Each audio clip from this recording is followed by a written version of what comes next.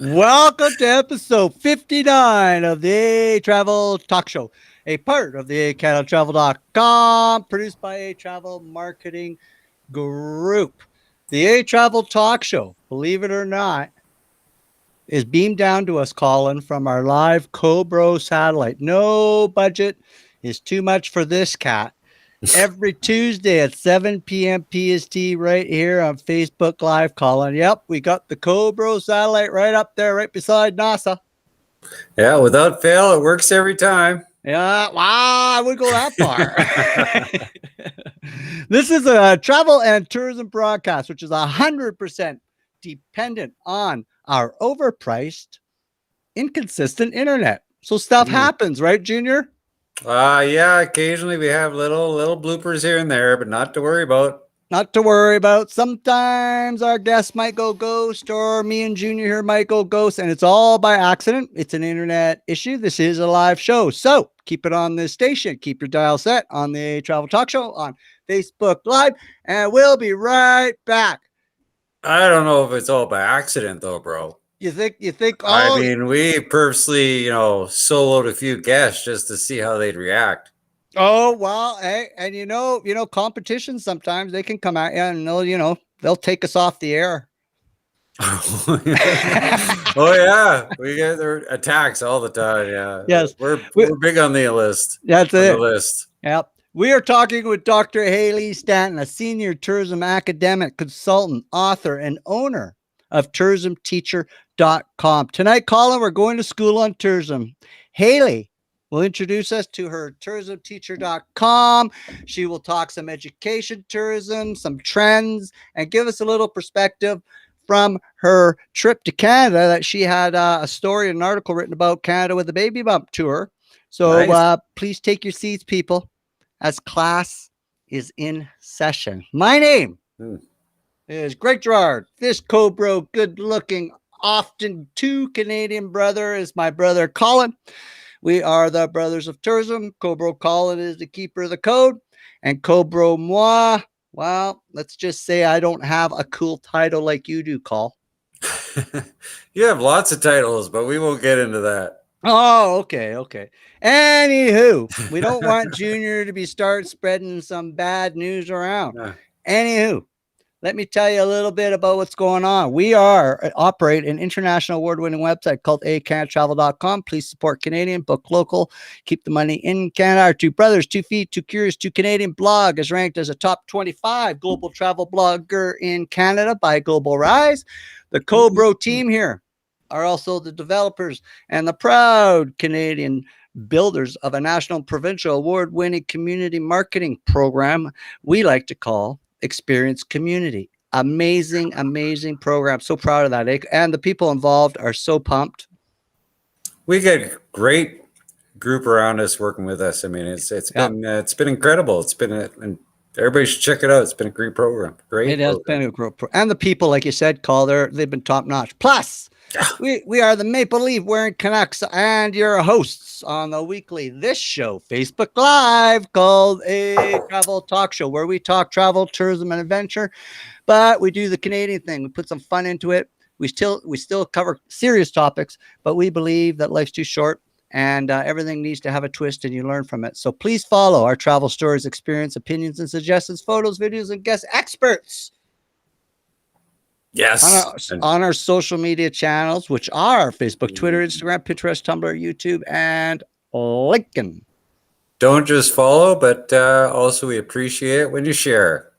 Spread the word around. You know it, Junior. You so know it.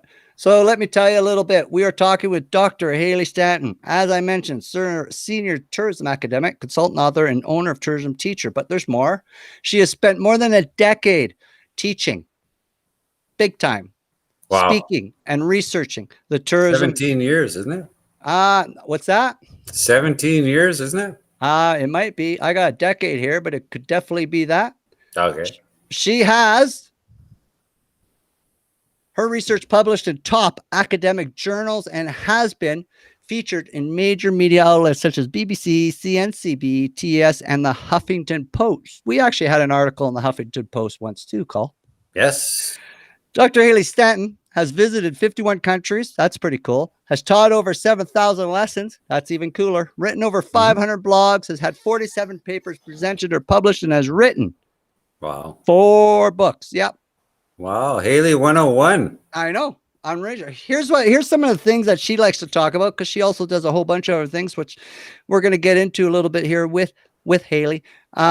She has a range. She likes to talk about sustainability tourism, volunteer tourism, tourism careers, tourism future, ethnography, blogging, and of course, ethical tourism. So she's quite a big thing, which is pretty cool.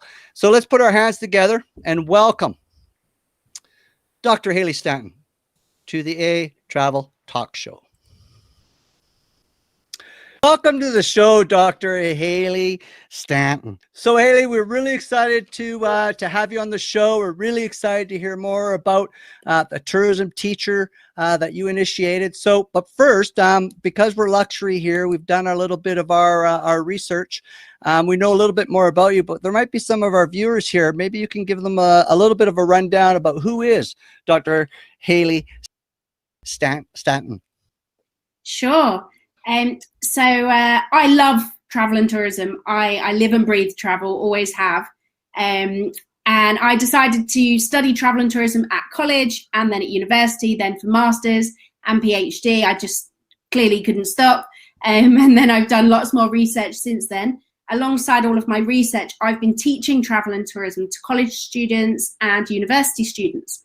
So I've got years of experience that I've built up in the classroom, lots and lots of materials, lots of knowledge of different areas. I've taught all sorts of things from sustainable tourism to marketing to writing business plans and all sort of corners of the travel and tourism industry. And then I had 2 children, and obviously childcare commitments and everything. I decided to step out of the classroom, and we have now relocated from the UK to China. So I live in a city called Hangzhou. That is the size of London, but nobody's ever heard of it. It includes the host. I haven't heard of it either. Please tell us more. Hangzhou is a beautiful city in China. It's actually one of the postcard places, believe it or not. Okay. There's kind of the Great Wall, the Bund in Shanghai, and then there's Hangzhou, which is famous for its West Lake. So it's a rapidly growing city. They build a story a week on sort of high-rise buildings here. It's incredible. The landscape just changes before your eyes. But it's very beautiful because it's very green. So it's not your typical association with China, which might be kind of lots of concrete and built-up areas. They've done something which is called a sponge city here. So it's an architectural design where they implement green areas and nature within the concrete infrastructure of a city. I love it. So all of the roads are lined with flowers and there are trees everywhere. It's a very beautiful place. Mm-hmm. So we relocated here 2 years ago, just before COVID hit. And I've always had a travel blog. I wasn't really sure which direction I was going in. I was just kind of dabbling with it over the years. And then once I was outside of formal work and I was home with the children, I decided actually I've got all this knowledge from the last few years. And in the day and age that we live in, a lot of people, they don't necessarily want to sit there and look through the contents page or the index of a book. Mm-hmm. People like to Google and get the answers to their questions, and video as well is, more popular than it's ever been. So I thought, you know what, I'm going to disrupt the traditional academic approach to teaching travel and tourism. I'm going to take it out of the classroom and put it on videos and put it on blog posts. So that's what I've been doing for the last couple of years. It was officially launched just over a year ago now, but it was in the process for a while before that. Yeah. The website does really, really well. I tend to get 200, maybe 300,000 views a month, which I'm really happy about. And I've recently launched my YouTube channel as well. So I'm trying to make learning the theory behind travel and tourism fun, interesting, but not only for students, but also for people who are traveling the world, because, sustainability has never been more important. Well, it's always been important, but it's never been highlighted, and we've not been as aware of it as much as we are nowadays. Mm-hmm. And a lot of people are looking to be better travelers and to learn how they can better their behavior when they are traveling. So my work hopefully will educate people in that regard as well. So it's not people who are only people who are formally writing essays and things. It's anyone who wants to learn more about travel and tourism. Wow. I love your story. I do. I really do enjoy your story. I mean, the one thing when we were looking through everything was it's such a diverse, and you have taken, from what I'm gathering, from what I'm looking at, and I hope everyone does look at the websites and the information we've been posting while you've been speaking, is to follow up with Hayley on all the stuff that she has. You got so much information on your website. I spend a lot of time. Yeah. Yeah. The other thing we were looking at is not only are you with your website and your blogging and your lectures, but you also do lecture seminars, keynote presentations, webinars, online courses, motivational talks. I mean, you step outside of the webosphere and you do a lot of that motivational talks and lecturing. You cover topics, like you said, sustainability, volunteer tourism. I know that's dear to your heart, is the volunteer tourism and work vacations and that sort of thing. So the number one thing, and I hope I'm right on this, is that the number one love in your life is your new project, Tourism Teacher, which you touched on, that you just launched. So maybe can you tell our viewers a little bit about that? And we'll be sharing the web address so everyone can check it out. Yes, so the websites are obviously tourismteacher.com. So I've got as I say, lots of educational articles for people who are studying travel and tourism, also people who are working in the industry and they want to perhaps enhance their profit margins or to be more sustainable, etc. So it can be useful for them. Whilst I do think the general travel blogger market is largely quite saturated, I do still really enjoy writing up about my travels. So I just published an article yesterday, for example, all about traveling in Guilin. And Guilin is one of the most beautiful places in the world. But again, many people have never heard of it. And when I posted pictures of Guilin saying I'm going to this place on my Instagram, because I do lots of Instagram stories, lots of people thought it was Halong Bay in Vietnam. No way. I thought that was just so interesting because, Halong Bay's on water and Guilin is not, to start. I can see there are similarities, but I enjoy teaching people what I learn about traveling and the best things to do and places to go, especially in China. The tourism market is largely domestic here, so and not really that many people speak English. So a lot of the information isn't in English. Okay. So I do feel like I'm kind of helping people when I write this stuff as well, because I find out and I really do have to dig to find this information and translate things, and then I put it out there in English. So hopefully that's quite helpful to people. Yep. And that takes a lot of research, right? I spend a lot of time researching. Yeah, I can only imagine. So then a little thing that came off of this Tourism Teacher is your Tourism Teacher tribe. I gotta ask about that. You gotta tell us about your tribe. So what I found was that there were lots of travel and tourism teachers who were sending me messages and saying, thank you so much for writing these articles. It's really helpful. My students really love it. But do you have something I can use in class? So over the years, I've obviously built up a huge bank of resources. So I took about 2 months out of my life, all day, every day. And I took a lot of these resources and I was playing around with them, editing them, rewriting them for the purposes of this. So what it is it's a membership program, and teachers can subscribe and they get access to more than 1,000 travel and tourism teaching resources that they can then use in their own classrooms. So that's PowerPoint presentations, activities, worksheets, workbooks, case studies, all sorts of things like that. All different levels, so from sort of the most basic level that you might do at school through to sort of master's level stuff, maybe even some PhD stuff, because I supervise PhD students as well. Sorry, my daughter. We got music. Yeah, so people can sign up to that. There's also a few extra. Most people want the teaching resources, but I also have in there a guest speaker directory, so people can get extra speakers for their classes, work experience opportunities, and contacts for that. So it hopefully is a valuable resource to people. And traditionally traditionally, you would kind of buy from an awarding body, maybe some resources, and it would cost a lot of money. And yes, they'd be high quality, but you wouldn't get very much. And you'd still have to spend a lot of time doing your own preparation. Whereas because I've given people such a huge bank of resources, and I add new resources every month too. So if there's something people are looking for, I will create something for them and add it. And then it's there for everyone to use. So this is different from any of the existing models because people have a huge amount of resources they can access, and they can literally just pick it up and run with it if they want to, which hopefully saves people lots of time in planning and preparation, etc. Yeah. And so if I am a tourism teacher, I fill out applications, just sign up to a mailing list. How do I become part of that? So it's on the website. So there's if you click on Teach, which is one of the tabs on the top, then you'll see Tourism Teacher Tribe, and it gives you all the information of what's included and what you get for being a member. And then you literally just click sign up. It's £89 a year, and you can cancel at any time. Okay. And yeah, so far we've got quite a lot of members. I've had excellent feedback. So going good.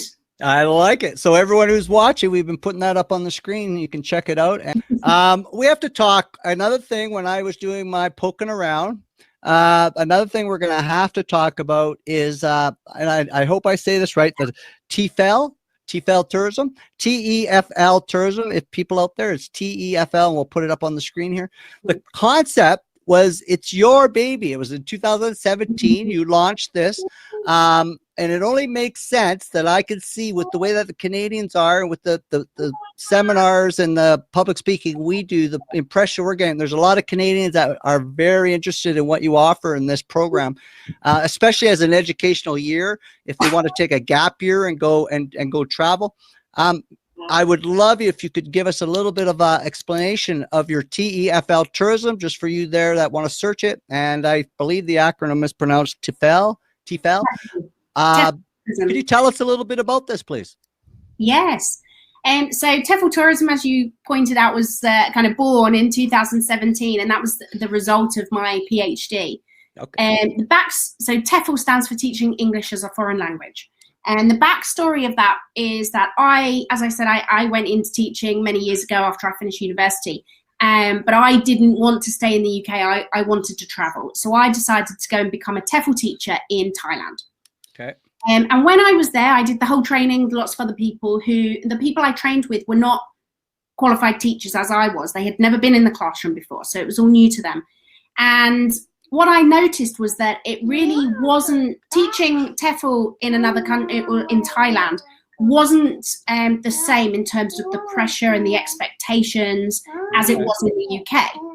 And actually it wasn't so, so I came back and I wanted to look at, really, is it a career, or is it actually a way of funding your travels, or is it somewhere in the middle?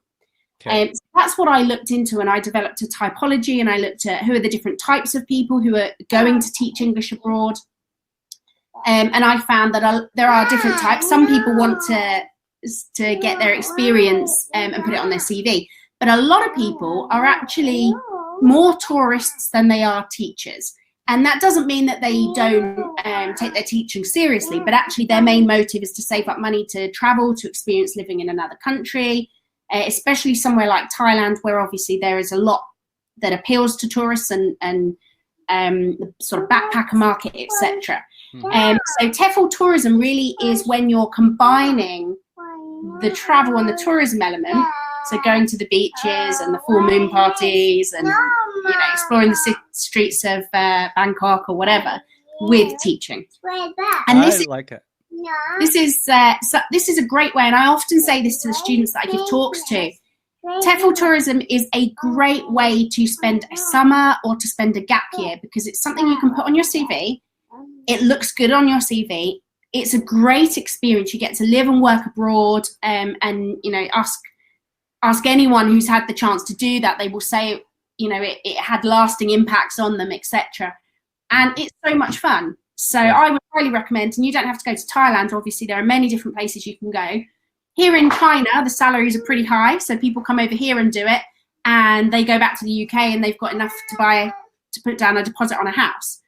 Go to Thailand, the money's not so great, but you're probably right by the beach, or you're in a rural area and you've got, mopeds to ride around and Yep. temples to visit, etc.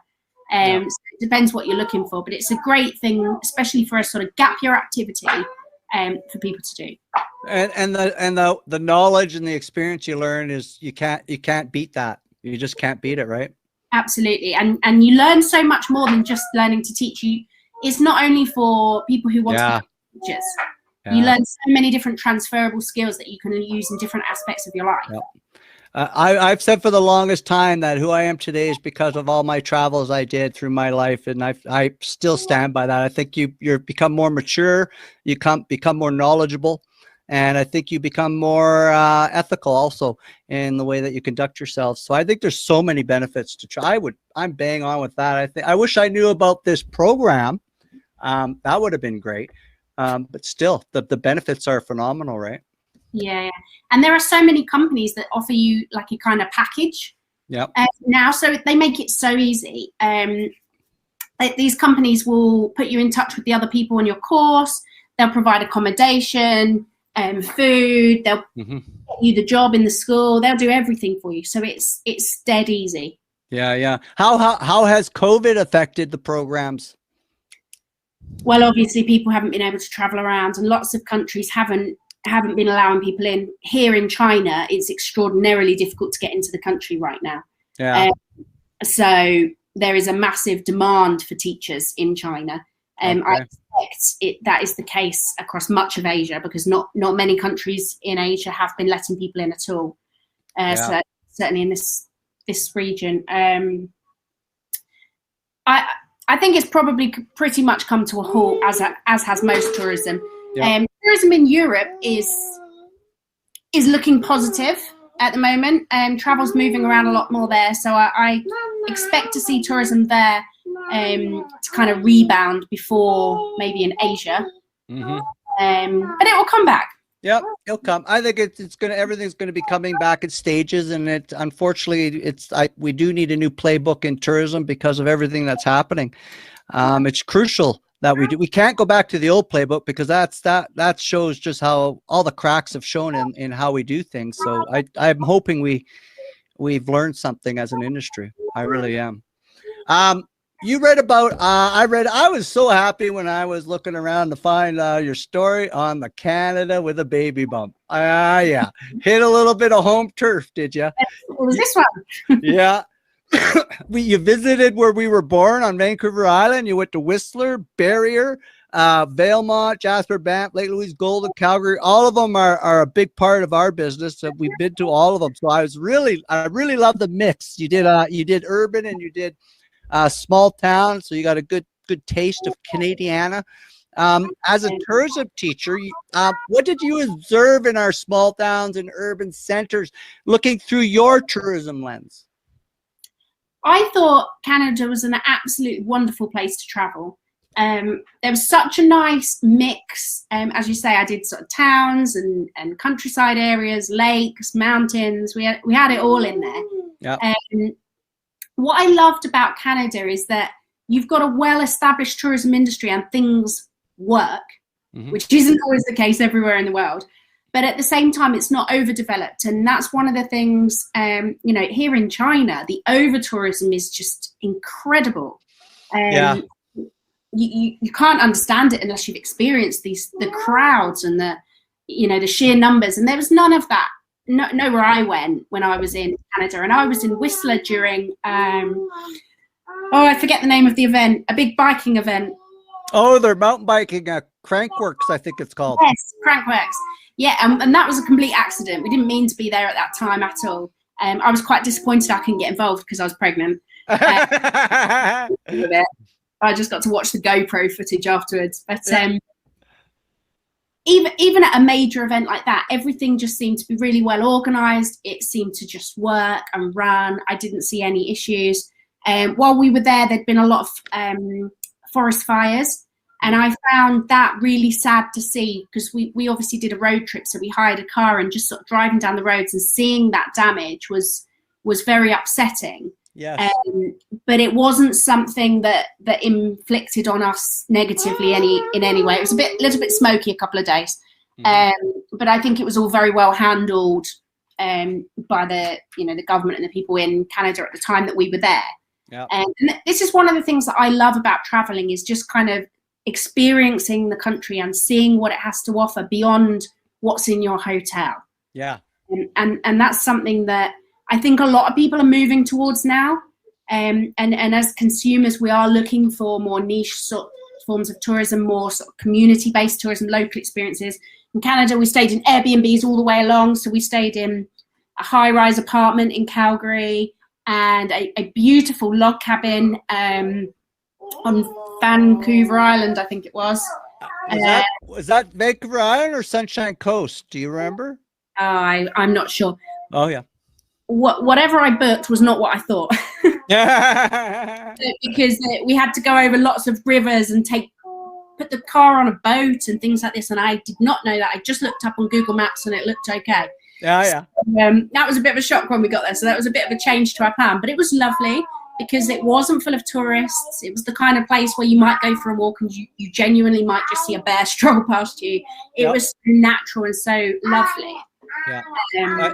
Adventure tourism in this country is so big. I mean, that's our sort of our niche here, is from our coast to coast to coast. And we have so much, and that's why when one of your topics when I was reading was sustainability, that sort of struck a chord, because we're also on that sort of foothold where we believe you can have tourism, but you can have responsible, sustainable tourism. That's just sort of and that's what I really liked about it. In Canada, we're very fortunate that way, because what is it, about I think 75% of our population is 200 kilometers away from the US-Canada border, and everything above that, wow, you saw it, there's nothing there. It's beautiful, green forest, lakes, rivers, wildlife. We're one of the few countries that still have the roaming wildlife, free roaming wildlife. So it's pretty cool. Next time before you come, give us a shout. We'll tell you some real secret dandies that you'll be blown away about. So next time I come, I would like it to be winter so that we can go skiing. Yeah, definitely. And then get some dog sledding in. Yeah, kids would love that. Yeah, they would love that. Maybe you touched a little bit about it, but was there anything in particular during your road trip? The highlights, what sort of things really sunk in, and what were some of the highlights that you had during your long road trip there? I think the highlights for me was just kind of experiencing the nature, which is one of the major reasons a lot of people do the road trips like that. But also experiencing authentic Canadian life and culture. And we, as I say, we stayed in Airbnbs all the way. Sorry, she's very chatty. It's okay. Yeah, we stayed in Airbnbs, so we were very much part of the community, going to the local supermarket, playing in the local playgrounds, because I've got an older daughter, and so we had a toddler with us at the time. And I felt really immersed in the culture and the life there, and I thought that was really wonderful. Mm-hmm. And small things like my daughter, she was 2, just turned 2, and we went to the supermarket and they had tiny little trolleys that she could push around. We had never seen this before. This was new to us. We don't have this in the UK.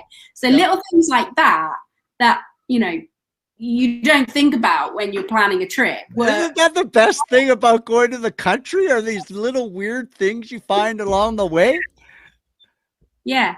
And my daughter loves looking at those pictures when she filled up the trolley with cooking. And here we are, we take it for granted, and something like that is a memory, eh? It's just beautiful how tourism works that way. Yeah. The new traveler trends are developing, as both you and I both know. Ethical tourism, it's now becoming top of mind. Sustainable tourism is now becoming top of mind. It's gaining momentum. People are, not only are the travelers becoming a little bit more conscious, but we're also seeing the industry itself, where some of the accommodations are now getting a little bit more conscious of it, on how they reuse, recycle, replace. So, but we all know the tourism industry, as you have kindly said previously, it's been devastated. I mean, we can't really say it any other way. It has been devastated here in Canada anyways. And from what I'm getting from our guests, it's pretty much a global thing. So what challenges of our tourism recovery should the industry be preparing for in your research and in your view? I feel like I've got quite a unique perspective on this, actually, because We like that. We like unique. Living in China, there hasn't really, and I don't know how much your viewers know about this, actually, but there hasn't really been any COVID here since March 2020. They had a super strict lockdown. I wasn't actually here at the time because a lot of the foreigners fled because everything was closed. It was extraordinarily strict. People were sort of had tape over their apartments, so you'd know if they left. It was very, very strict, but that resulted in life returning to normal. And in April 2020, all the schools were back open, and by sort of May, June, cinemas and things like that were open. And now we're obviously a year down the line from that. So for the last year, I've had the opportunity to be traveling around China. I've been to Disney in Shanghai. We went to Harbin, the ice festival at Christmas, and minus 30-degree temperatures there. That was quite a unique experience. Yeah. We went to Guilin and Yangshuo at Easter. We've been to Chengdu. We've been to Sanya, which is like the Hawaii of China, for those who don't know. So I've traveled a lot around China, and we're actually leaving on Saturday, and we're doing Beijing, Inner Mongolia, the Silk Road, and then back to Sanya for a bit of beach time. So I've traveled a lot in the last year, and I feel like we're almost here in China a little bit ahead of the rest of the world. And hopefully you will follow suit very soon, and international tourism can open up again. But here, domestic tourism has been higher, I believe, than it was in 2019. And the tourism industry has been absolutely booming. And I keep hearing people say, tourism's never going to be the same. So many things are going to change. And certainly I think some things will change. You know, like after 9/11 and they implemented sort of testing liquids at the airports, that's never gone away. Mm-hmm. And I think that there's absolutely logic in keeping the sort of the scanners that check your temperature, because you don't want people who are sick, whether it's COVID or something else, on a flight, really. Yeah, definitely not ideal. So I think some things will stay, but actually things have just pretty much gone back to normal. The crowds, there's no social distancing here. The crowds are incredible. You have to wear masks on trains and things, but they always like to wear masks in China anyway. So people don't view that as an inconvenience in any way here. In fact, they feel that's a security thing. Mm-hmm. And, you know, that yes, I think some places are saying that they've got extra hygiene and health protocols, but largely things look pretty much like they did in 2019. So I think that the rest of the world will follow suit. And I definitely think that people have become more aware of things like sustainability and ethical travel. People have embraced outdoors a bit more. People are now more conscious that they want to maybe not be in so many crowds and sort of go climb that mountain instead of going to the busy shopping street or whatever. Mm-hmm. So I think we will see more rural tourism, more outdoor tourism. I think we will see less group tours, and people will want to travel a little bit more independently. But that's kind of sort of travelers' choices, really. In terms of the industry itself, here in China, it doesn't really look much different. So I think that initially, obviously, as we ease ourselves back into travel, things aren't going to be the same. But unfortunately, people have short memories, and I want the sort of a focus on sustainability, etc., to remain. And as you pointed out before, I really, you know, I'm sure we all really hope that's the case. Yeah. But I do fear that people have short memories. Profit often takes priority, and people forget. Yeah. Yep. So it will be interesting to see where the world is at in maybe 5 years' time, when hopefully all of this is a distant memory. Mm-hmm. It doesn't look a great deal different. Yeah, I wish we could say that here in Canuckland. We don't have. We just opened up our provincial and our territory so we could travel within that. Actually, 3-4 days ago. So and I don't know if you get the news over there, but between U.S. and Canada, we're still arguing over opening the borders, and I can see there's a lot of good reasons for both sides. The U.S. has a whole different take on COVID, and it's scary to us, to tell you the truth. So, you know, we'll see where it goes. So is there, before we let you go, Hayley, is there anything that you would like to share, or anything we've missed maybe that you would like to cover before we let you go? I just think, you know, to anyone listening, don't forget about this sort of hardship. I know it's easy to say that now, But it's so easy to just get back into normal life and get back into your routine. But remember the things that are important, and embracing travel in a more sustainable way, and thinking about who you're booking your trips through. Money leaking out of the country, try and spend your money local. A lot of these things that we've learned during lockdown or have been highlighted during lockdowns around the world, I think we can just carry that on.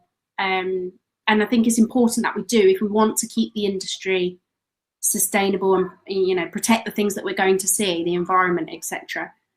You're quite good at, I believe, in Canada, but that's not necessarily the case everywhere in the world. I also think with Canada, because of the way that we look at our greenery and our nature, I think our bar is higher too. I think a lot of us have a really high bar, and I think it should be. Yeah, I totally agree. Okay, well, thank you very much, Hayley, for joining us here on the ehTravel Talk Show. For all our viewers there, we've been putting up Hayley. She's available to get a hold, and please connect with her. She's on LinkedIn, Facebook, Twitter, Instagram, and you can also find her on her website that we've been posting up, tourismteacher.com. So again, Dr. Hayley Stainton, thank you very much for joining us here in Canada. We wish you well. We wish you best continued travels and adventures. And I hope we can see you back sometime again and hear an update on your research and on your tourism teacher venture. Thank you very much for having me. Bye-bye.